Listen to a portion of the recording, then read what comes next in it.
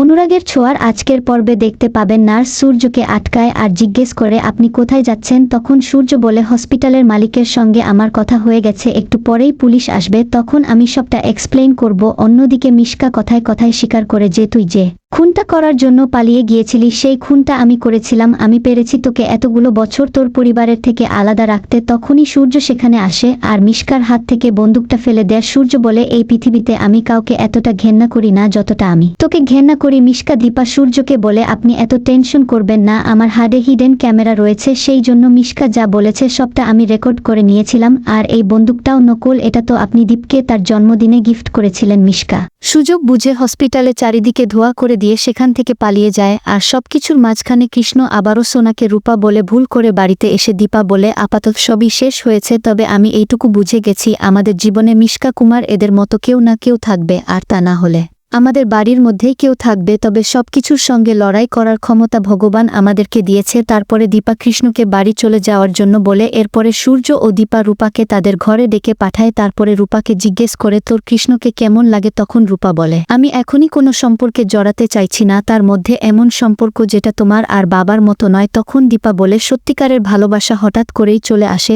আর তখন চারিদিকটা রূপকথার জগতের মতো লাগে। পরের দিন সকালে লাবণ্যকে স্কুলে ভর্তি করাতে নিয়ে যাবে, সেই সময় সূর্য লাবণ্যকে বাবার নাম আর মায়ের নাম শিখিয়ে দিচ্ছিল। তখনই জয় বিষম খায়। তবে যাওয়ার আগে সূর্য রূপাকে মেডিকেল কলেজের ফর্মটা তুলে আনতে বলে, কেন কি রূপা তার বাবার কাছে প্রমিস করেছে সে ডক্টর হয়েই ছাড়বে। এরপরে রূপা যখন লাবণ্যকে ভর্তি করিয়ে বাইরে বেরিয়ে গেছে তখনই কৃষ্ণ সেখানে আসে আর রূপার উপরে ফুল ছিটিয়ে দেয়। তারপরে রূপাকে বলে এগুলো কিন্তু স্বপ্ন নয়, আর কালকে আমি আপনাকে একটা প্রশ্ন করেছিলাম সেটা আপনি আমাকে জবাব দেননি কেন জানেন? কালকে সারারাত আমি ঘুমাতে পারিনি। অন্যদিকে সোনা ভাবছে বাবাকে বলবো যে আমি কৃষ্ণকে ভালোবাসি, এরপরে যা করার বাবাই করবে। বন্ধুরা আপনাদের মতামত কি কমেন্ট করে জানান, আর পরবর্তী আপডেট পেতে অবশ্যই আমার চ্যানেলটি সাবস্ক্রাইব করুন।